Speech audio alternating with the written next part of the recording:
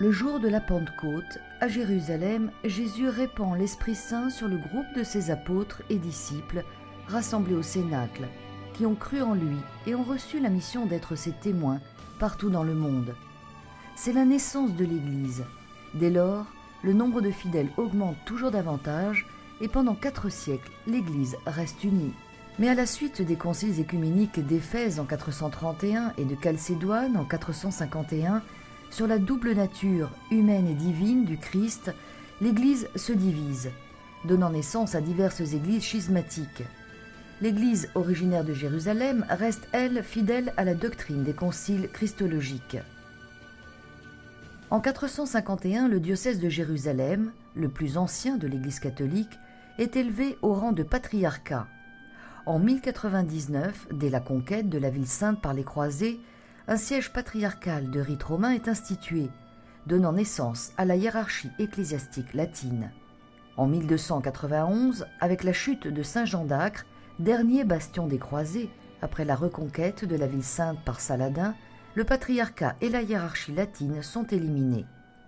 Le Saint-Siège continue néanmoins à nommer des patriarches de Jérusalem, et jusqu'en 1847, ces derniers auront leur siège à la basilique Saint-Laurent hors les murs, à Rome. Pendant plus d'1 siècle, on ne nommera que des patriarches italiens. C'est en 1987 qu'est nommé le premier patriarche arabe palestinien, Monseigneur Michel Sabah. Son successeur, Monseigneur Fouad Toual, actuel patriarche nommé en 2008, est un arabe né en Jordanie.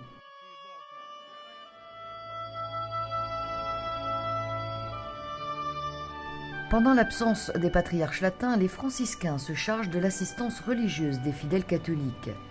En 1336, 12 frères mineurs s'installent à Jérusalem, au Cénacle et au Saint-Sépulcre, et ont le droit de célébrer. Quelques années plus tard, en 1342, le pape Clément VI ratifie leur position juridique, instituant ainsi la custodie de Terre Sainte.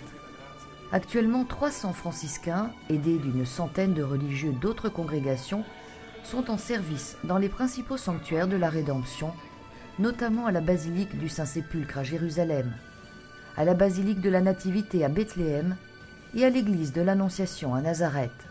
Les catholiques romains locaux sont qualifiés de latins en langage courant, en raison de la langue liturgique utilisée au cours de l'histoire. Néanmoins, depuis le Concile Vatican II, la liturgie catholique romaine est célébrée généralement en langue vulgaire, excepté dans certains lieux saints, comme la basilique du Saint-Sépulcre, église cathédrale du patriarcat, et celle de la Nativité, où les messes et les autres offices sont encore célébrés en latin.